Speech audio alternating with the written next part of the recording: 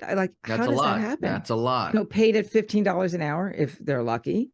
Yeah. Yeah. And what goes on, with my folks, it was the wonderful little cleaning ladies who pulled me aside when I visited. I used to call myself the Wicked Witch from the North because I'd fly down from Connecticut to Florida to visit them. And I tell my dad, don't tell them I'm coming. Whatever you do, don't tell them. And of course, as soon as he knew I was coming, the world knew, and in the Yeah. entire state of Florida knew Nancy was flying down to Florida. I was like, watch out, me and my broomstick. Welcome to the Plan B CRNA podcast. I'm your host, Bobby Jones, and I'm so excited that you're here.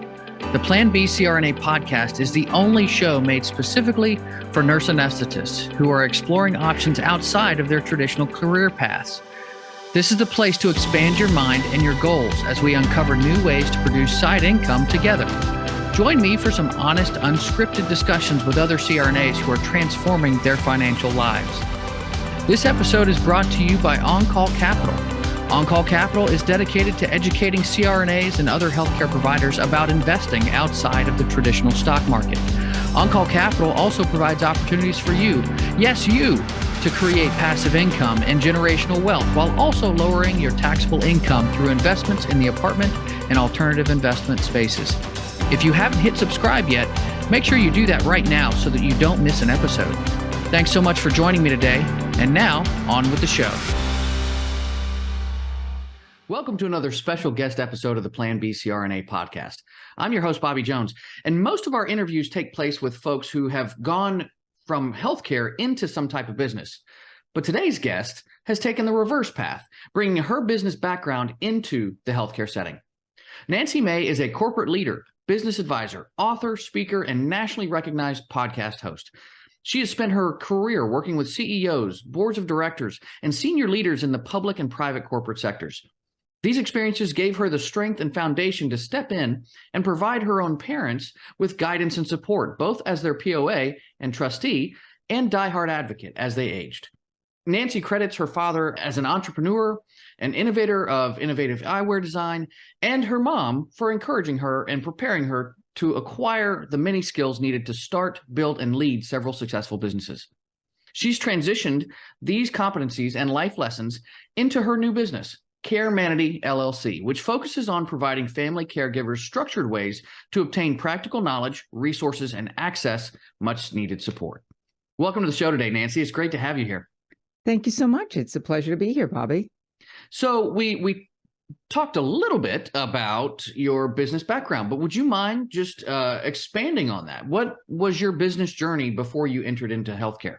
Sure. My business background is in strategy and marketing originally, and then morphed into working with public companies and boards of directors and those top level senior executives, even today, who want to get on their first public company board. So I coach them to do that.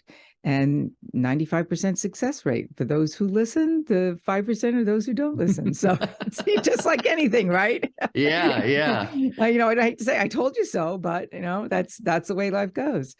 So working with those public company boards gives you gave me the strength and tenacity to and know how to really dig in and research what goes on in an entirely different industry, the healthcare industry, that I didn't work with, other than one small client early on in that life.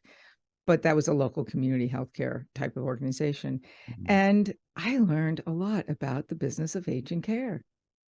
Yeah. I mean, it's, my background, my first degree was in business. And so before I got into nursing, I did have kind of a business mindset coming in, and I watched in healthcare as healthcare became more about business. There was a certain balance, and now it's full forward with, business, customer service and all that kind of stuff. So it's or lack of customer service, or lack of, and depending on what industry you're in. And I know that that's a big problem in elder care. So, but you stepped in, because you wanted to be an advocate for your parents, and that's something that tends to catch a lot of people off guard, right? It does. Now, I have to admit, this is something that my parents and I, and even my sister were part of the conversation over the course of our entire lives. I was probably more involved in that conversation. What would happen if, because I was the oldest daughter, I had a middle sister who passed away when she was 3.5, and I was about 5 or probably 6 at the time. She had childhood leukemia. Mm. And so there was that concern by my folks that if anything happened to them, they wanted to make sure that we knew that we'd be safe. Mhm. So, it was 2 good parents who were concerned about their children's welfare, both emotional, and physical. If anything happened, would we be okay? So I always felt confident and comfortable about that. And what would happen if they were always the discussion when my parents we moved from Long Island to Massachusetts, a junior year in high school. My dad had a manufacturing business in New York and had some challenges with the unions, and they moved it to another state where my uncle had the other half of the business. And accountants would change, attorneys would change, financial advisors would change over the years. And my father would say, here's the business card of that person. Here's the phone number. Let's set up a phone call so you know who they are, just in case. So this just happened as a matter of life course. Yeah. So when the time came that I was actually going to be taking over, it was kind of a natural process. I kind of knew what to do. Mm-hmm. But just like anything, there's no real training. You don't know 100% what to do until you're in the middle of it. And I like to say that, the SHIT hit the fan, as it happens a lot. Smart, talented parents that we have who built a career and kept a roof over our heads and were able to survive, all of a sudden become trusting, or there's a cognition issue that comes into play, or a health issue that they don't want to worry us about. And I was managing finances. And all of a sudden, my parents had gone into a care facility, which they wanted to not be a burden to my sister and myself. And I greatly appreciate it. And it was a lovely place, except that $3,500 a month turned into $30,000 a month. Holy smokes. Not unusual. So memory care starting out in most cases of the country, most areas of the country, just starting out memory care is $15,000. Now, if you don't understand what you're buying, because most of these places, it's a marketing pitch. They sell the beautiful hotel, and I put a hotel in quotes, the lovely facility, how great it looks, the food is good. The food is good to you, but mom and dad don't want chicken cordon bleu with a truffle sauce. They want a burger and a dog. Yeah. Right? Yeah. Give me the fried chicken and the mashed potatoes with gravy. I'm happy. Yeah. So, physical taste change, and the fancy 4-star restaurant is just not home, which is okay. And then there's the ka-ching, ka-ching, ka-ching, ka-ching, ka-ching that happens day in day. Oh, well, you need this. Oh, you need that. Or the surprise, like, mom needs medication. So it's $600 to get that first pill in over the course of a month into her. But now she's got 2. So it's $900 and dad needs it. So there's another $600. And then, oh, wait a second. The sweeping up of the room, it stinks, it kind of smells, and they're getting linens changed once a week. Well, they really need them changed daily. Ka-ching.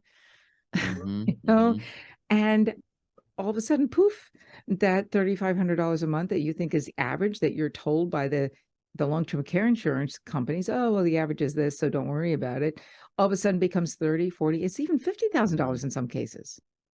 Man. Well, and that brings me to the next thing I wanted to discuss, because like insurance is a bear in our country. And so, and it can be confusing at the best of times, so what in the world does navigating that landscape look like in the elder care space?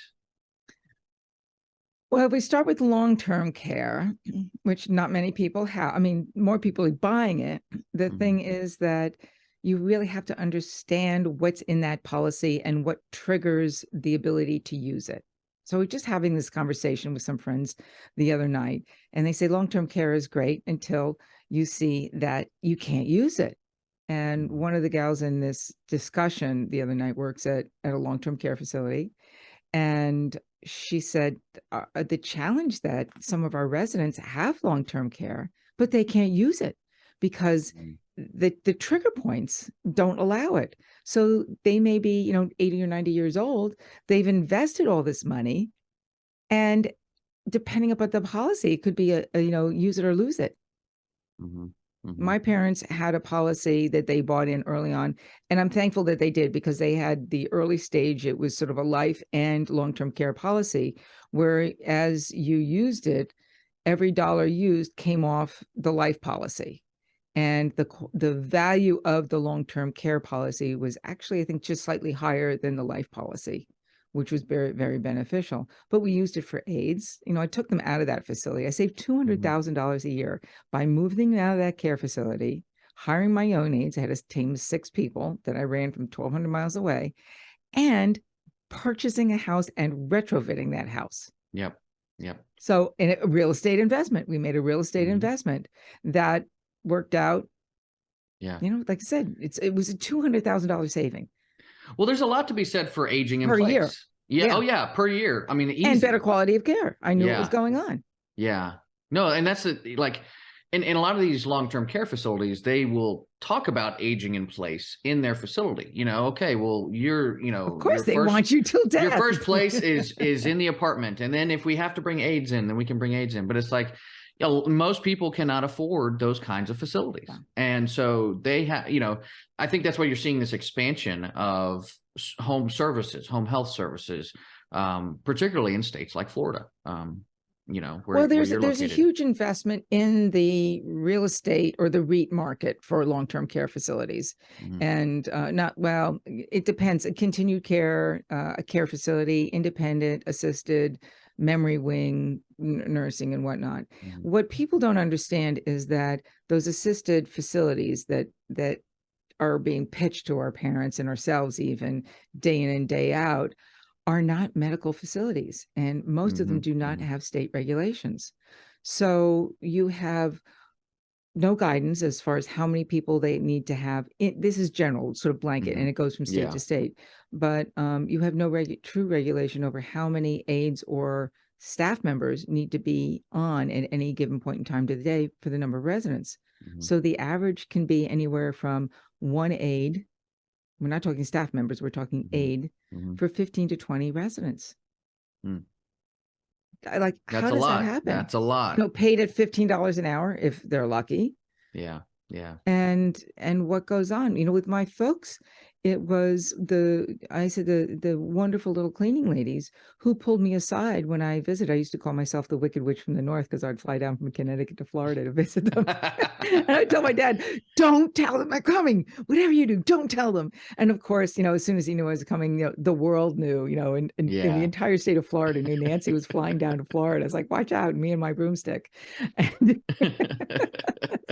But I wasn't there every day, obviously. But it was the little maintenance ladies who said, we have to tell you what's going on. This is what you need to know about. And we know we want to tell you because we see that you care. And a lot of families are afraid that your mom and dad go there, and they're afraid of what they see. Yeah. And it's hard. But they're still our parents. We are not the parents of our parents. Well, we have, I believe, in our country, a real problem with facing death. I've seen it in my entire career in healthcare. It's scary. It's final. We don't talk about death. We talk a lot about, life and all these things, but we just don't getting talk better, about getting death. younger. We don't accept it, and we don't accept that it's just a natural part of life. And that sometimes it's not pretty. It's not going to be this great transition. Not everybody just gets to die in their sleep. It's not a movie. You've seen it in many different ways, more than I have. But I saw, my dad was in cardiac ICU at one point towards the end of his life.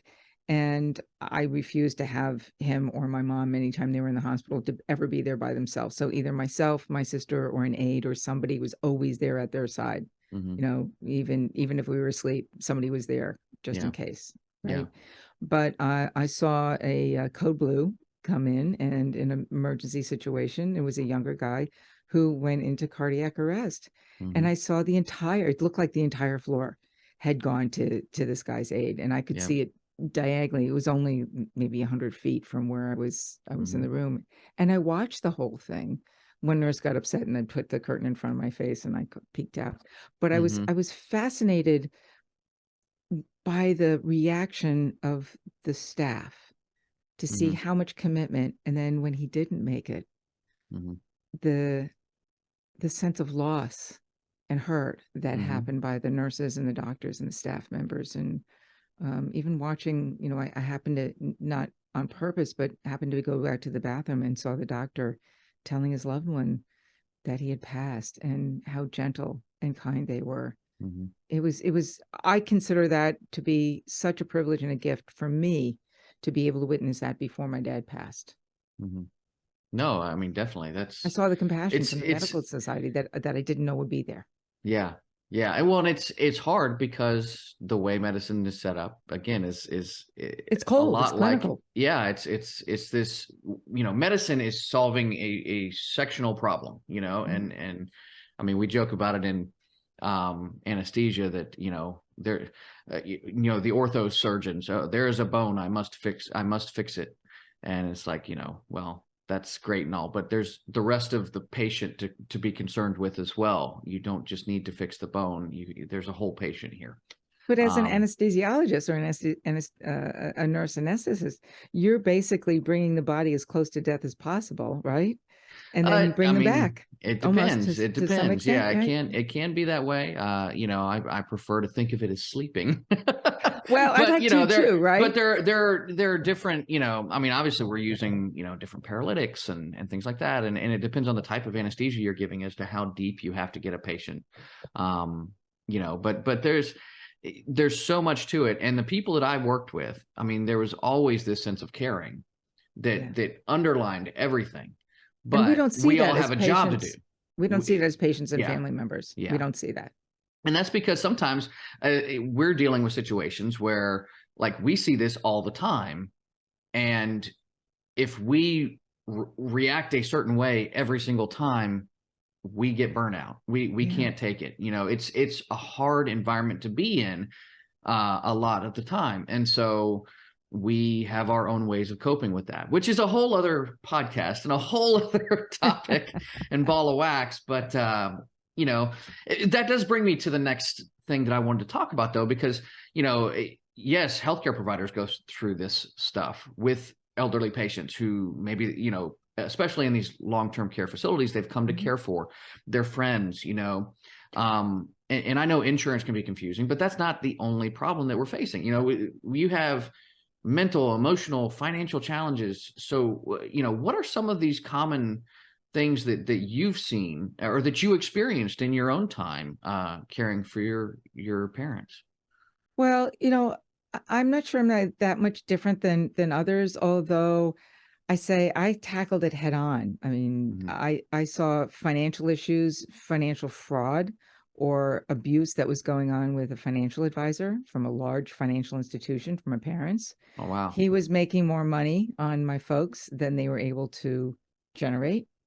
So, and they were selling tax advantage programs when my dad didn't need, or my parents didn't need to have tax benefits. They were in an income bracket that didn't make any sense. Yeah. So my dad trusted this guy, and I'm like, guess what? You can kiss that one goodbye. As soon as Nancy gets a hold of the thing, it took me 3 years to unravel the mess that this guy had created. Oh, man. Part of it that I couldn't, because it was so legally wrapped up and entwined. Yeah. That I dealt with what we could, but we managed things and brought it over to my financial advisor. And I explained to people, said, listen, take control of finances as much as you can and oversee the fact that their money has to last beyond, or at least up to that last day. And we don't know when that last day is ever going to be. My dad lasted to, he passed away at 99 and 47 days. And I say 47 days because every day counts, period. And it should count to all of us. I don't care who you are, what you do, and what contribution to life in the world that you made or not. It's important to somebody. So, but we were on the phone together sometimes 2 or 3 times a day in the beginning months. And then, 3 years later, we were still on, checking in once a week, are we okay? And it took us that long to start to rebuild the wealth so that they didn't end up destitute. And I didn't have $30,000 a month of my own, because I need to save for my own life care at some point too. And my husband's in my family. So those are things that we don't consider. Yeah. And that we in general like to sort of put under the table because mom or dad's at a care facility. But if they run out of money, most of them are private pay. They have the right and in their contract to ask you to leave. And you're out of money. Now what? Right? Yeah. Yeah. Then there are other issues of, how do you question the doctor? Do you really believe what the doctor is saying? Is the doctor dealing with age discrimination? We dealt with that too. And at what point do they want to continue to give care to somebody who's in their 80s or 90s? I talked to a woman the other day at an event, which sort of got on the conversation. It was a horse pull down here that I'd never been to, and it was kind of cool. And she was telling me she had owned horses, her and her husband, these big giant animals that were absolutely gorgeous. But she was saying that she had lymphoma and had a doctor up north in the Carolinas, but was down here in Florida in the wintertime. And the doctor down here said, we're not going to do anything for you. And the doctor up north was providing care. And the one down here said, too bad. Wow. Well, and that is something that, we see as providers firsthand, that there is a drastic difference between different providers. And you want to save a life at 23, right? If there's an accident. Yeah. But do you want to save a life at 90 if there's an accident? You should. But the value of that life statistically, from an economic perspective or an actuary, is not the same, in society. So from a litigation perspective, guess what? You're not going to be, if you sue the doctor, go ahead. But the chances of you recouping anything is slim to none. And it is hard to strike a balance with, especially as expensive as things are in healthcare, providing, I saw both ends where it's like, okay, well, we're going to do everything that we possibly can for this patient who is clearly at the very end of their life. And so it's like, okay, we're spending all of this money on this patient who, would be better off in a hospice setting or something, where they could just die in peace. And our machines are just keeping them alive, but that comes down to a conversation, right? Exactly. If you understand what your parent wants in their life. So my dad, I understood my dad. My dad was fight to the very end, and he didn't have a DNR, which I didn't know until we came to that point. But his health issues were not major until those last 10 months. Yeah. So we fought until we couldn't. Yeah. And I, it was heartbreaking for me to make that decision, but as the one in charge, that was my responsibility. And it was a terribly gut-wrenching emotional one, but at that time I knew that was right. And the doctor in the ER department, when I was up north, and my lead nurse, my lead aide, helped me with that. Emotionally. I knew it was going to happen. 99, like we knew it was going to happen. He wanted to get to 120, and maybe he had one too many scotches over the course of his life, but always healthy. In the course of things, he was not a drinker. Mom was another story, and my mom and I had these discussions. She says, "Look, if I ever get to be a vegetable, shoot me." Major brain aneurysm. I fly down that night, get there the next morning. I'm in the hospital with her, and the doctor says, and he's of foreign descent. He says, "What do you want to do?" And I said, "Well, Mom always said if she got to this point, we should shoot her." And he's like, "No, we can't do that." So I was like, "No, you lost in translation. Didn't quite work." Yeah. But the decision of what to do, they had wanted to fly her out and do brain surgery on her that night when I was up in North. And I said, absolutely not. You are not doing that. No. Yeah. So that decision was emotionally easier for me to make. But it's how conversations we need to have. Well, exactly. And I love that you bring that up, because that's conversations that a lot of families don't have or refuse to have. They don't want to acknowledge it. And, and that when everybody's on the same page, it's a beautiful thing, because you can give the patient exactly what it is that they want, but you can't do that if you don't know what the patient wants. You can't do that if you don't know what the patient wants. And you can't do that if the children don't respect what the patient wants. Like that's something that I saw on several different occasions as well, where all of a sudden they can't make their own decision, and they don't, the child does not agree with the decision that the parents would make. Well, and it's more complex, I think, when there are multiple siblings. I have one. Sure. And I made the decision and told her afterwards. But she knew I was the lead. Yeah. And I kept her apprised of what was going on at all times, the major things. She didn't need to know the tiny little minute things like, I need to order more Depends, or, what was things like that. But, or if we were hiring an aide or firing an aide, I told her, what was going on. And but I guess somebody knew that one didn't work out. I called it the job of managing Mom and Dad Inc. They had a balance sheet. They had a marketing plan and a strategy, a life strategy, and so you're talking about the business of care. It is a business, whether you realize it or not. It's the welfare of your customer, which is your parent. It's the financial consideration of how you're paying for this. It's what are you doing to make them happy and live well the time that they have. Who are the people that you're hiring? How do you fire? How are you paying for them? It's a balance sheet of life and finances, and Maslow's hierarchy of needs. It's really what it is. And I think the more we look at it that way, with a little bit of gentle compassion for ourselves, the easier it will be. Yeah. Well, and like you said, it takes teamwork, and it takes that level of compassion, and the process itself can be really exhausting. It's exhausting. You don't sleep at night. Yeah. I mean, I'm typically a pretty good sleeper, but there were towards the end there, the phone was next to my bed on all the time, and any little like jump, because I would get calls before, when Mom and Dad were in the care facility, before they went there, at all hours of the day and night, 10, 12, 30, 1 o'clock in the morning, what am I going to do and what's next? And so that happened till I got things a little tighter under control, but there's going to be a little wonky in the beginning. Yeah.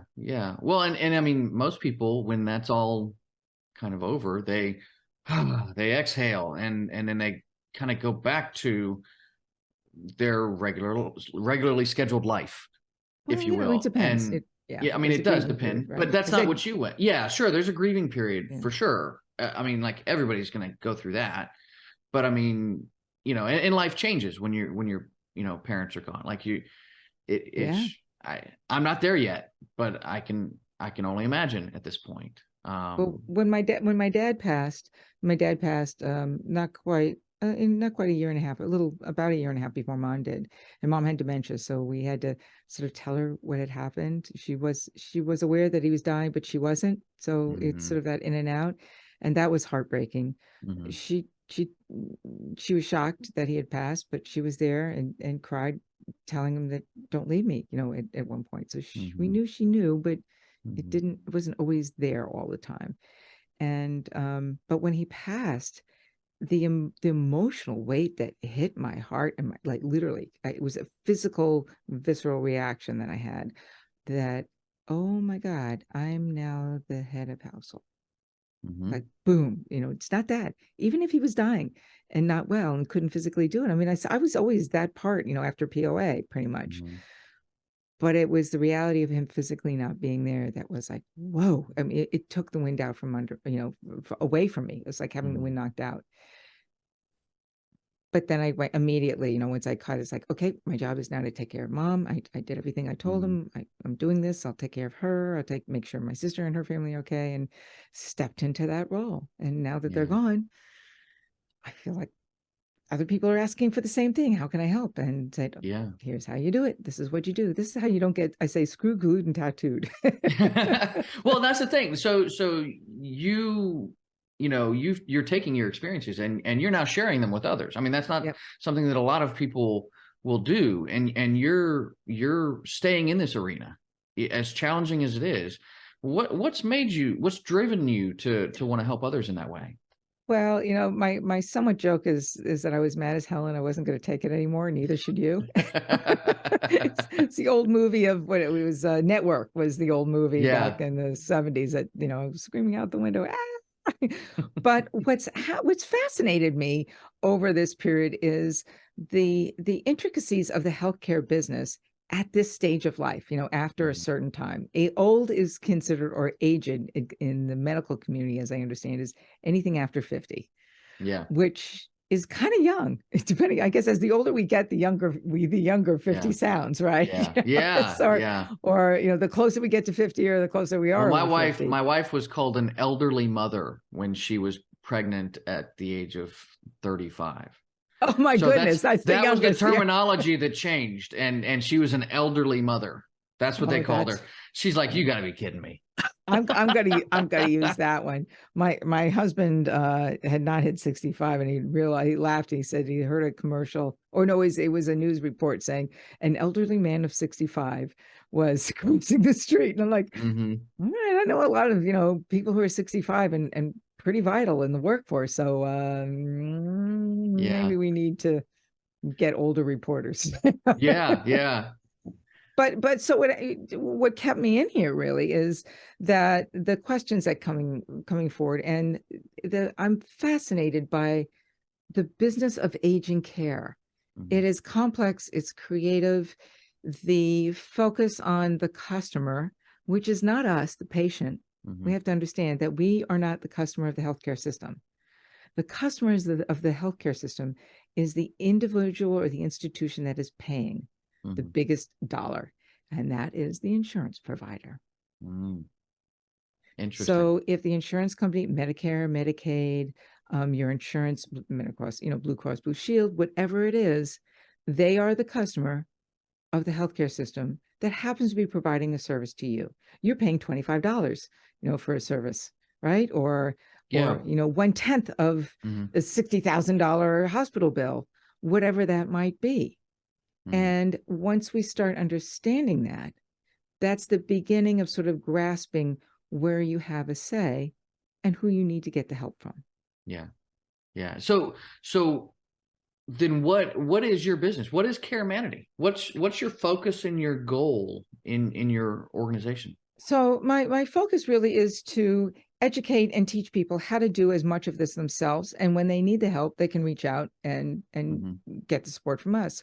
One of the things that we're starting with is for those who are helping a parent go into a care facility, is to really understand the subtleties and nuances of a legal contract, where to ask questions so they don't get surprised. And believe me, any facility that you go into, I don't care what it is, nursing or not, is going to be oh my God, I had no idea. And it happens very quickly because now they've got you and they don't think that you're ever going to leave. The care facility that my parents were in, when the head nurse, after me making enough complaints and saying this isn't working, they made some adjustments. Or every month I got a bill, I'd call the accounting department and scrutinize and go over every single thing and saying, so why is this doctor in there and nobody told me? Like, what's going on? How come this charge is here? Explain it to me. So you have to learn to be the advocate for yourself and for your parents. But that takes time. But even going into the care facility, you have to understand how they market. They get you. It's like buying the shiny red car. You're moving into the Ritz. You are not moving into the Ritz, period. It looks pretty, but it's not. So, like I said, how not to get screwed and tattooed, and then all of a sudden end up with $30,000 or $50,000 bill that mom and dad can't afford. They end up being financially destitute. There's only so many rooms or so many beds for Medicaid, and by law, they don't have to have that many. And if they don't have a Mhm. bed for you as a Medicaid patient, mom's on the street. What do you do with her now? Yeah. Yeah. You're not I prepared mean, for that. no, I mean, and there aren't a lot of people who are. I mean, Yeah.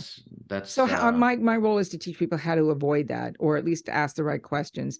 Do they have the finances? I'm not replacing an accountant. I'm not replacing a lawyer. A lawyer will tell you what's in the contract and what works for you, not against or against you. They won't tell you how to read the contract to make sure that you don't get kicked out, or to ask the right questions, or to really say, well, you're saying this, but when mom's in independent living and then goes to assisted living, do we have a new contract?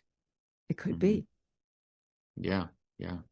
That's interesting. That's interesting. And you, of course, you've got a podcast I do. where you help others navigate these murky waters. So tell us more about that. What's it called? What kind of stuff do you have? So I actually have a lot of fun with that one. The podcast is called Elder Care Success.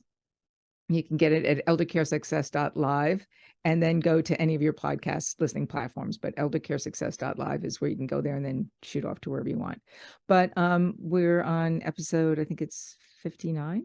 Okay. And I haven't looked at the numbers lately, but I'm having a lot of fun with that. Where not only do we go over, serious issues, but there's some levity to it as well. So just this past week, I released a short. So I do 2 interviews a month and then 2 short episodes in between, because listening to an hour show sometimes is exhausting, especially on caregiving.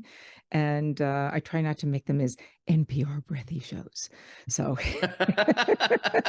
we laugh, we have some good time. Life happens. And you're still here. You're like, as the old was it Monty Python? It's like, I'm not dead yet. Yes. So exactly. But I did a show on, how should you be a caregiver? Maybe a 5-year-old is a better caregiver advocate for you. And that's, just simply asking the question, why? Go into an appointment. Like, so why, doc? Tell me more. Why? And you'll get more out of that conversation. The doctor may actually question his or her own judgment. And you just don't leave it at the first, so tell me more. Yeah. No, I love that. Because that is something, it can be both helpful and infuriating for healthcare providers when we get tons of questions. But why, Bobby? Exactly, right? Well, because we're on a clock here. We got to get moving. We got to get going. Yeah. And so that's the business side is that there's production pressure and you have a right as a family care advocate to say no. Yeah, I'm important. Exactly. My dad's important. My mom's important. And why do you have to leave? If you do leave, I'm following you to the bathroom. I'll bring the tacos. Guess what? Or coffee. Let's go hang out in the break room and continue our conversation. I brought fried chicken and donuts and coffee many times into the hospital when I was visiting mom and dad. Made sure those nurses and doctors were well taken care of, and set up shop with my laptop. The last main time there, I had my laptop set up, and they said, "You can stay here. Just can you not leave?" That's what the nurses said. The nurses station is yours, please, Nancy. Take over. Yeah. Well, it sounds like you really enjoy the podcast. You've developed this wealth of knowledge that you're just you're willing to share with people. So I do want to give the listeners today a chance to get a hold of you. So what's some contact info and how can they reach out to you? So they can go to eldercaresuccess.live and reach out to me there. Or they can go to Nancy at CareManity, NANCY at CareManity, CareManity, the idea of bringing care and humanity back together again so that we survive and our loved one's heart survives. Yeah. This has been really enlightening. I really appreciate you coming on today. And this is just, it's been a lot of fun getting to know you a little bit better. Yeah, it's been great, Bobby. Care is a business and we should care about that. Yeah. We touched on a lot during our discussion, but I think that the thing that stuck out to me is the universal nature of Nancy's experience in taking care of her parents. Her love and compassion for her parents really showed, and she made it her mission to figure out the best choices for them. Nearly everyone becomes a caretaker at some point in our lives, whether that's for the young or the old, and aging is unavoidable. So it's so important to encourage conversations about elder care before it's too late. Our healthcare system can be tough to navigate at the best of times. Nancy is doing her best to put the proper resources in the hands of the people who need them. Ensuring care and dignity for those we love only makes the aging process that much easier on everyone. That's going to do it for the show. If you're interested in learning more about CareManity and what Nancy is up to, make sure you check out the show notes for her links. This is Bobby Jones signing off. Until next time, stay safe and take care of each other out there. Thank you so much for joining me for another episode of the Plan B CRNA podcast. If you haven't already subscribed and reviewed the show, I'd be honored if you took the extra time. It really helps to expand our reach and get the word out about the show. If you're a CRNA who is interested in sharing your story on our podcast, I'd love to have you. Please email me at bobby@oncallinvestments.com for more information. This episode was brought to you by On-Call Capital. They are dedicated to helping providers like you develop passive income and generational wealth through investments in the apartment and alternative investment spaces. Feel free to check out their website at www.oncallinvestments.com and subscribe to their free educational email series. You can find On-Call Capital on Facebook, Instagram, and Twitter. You can also check out our YouTube page, where you'll find all of the show episodes along with other educational videos. Thanks for listening, and we'll see you on the next episode.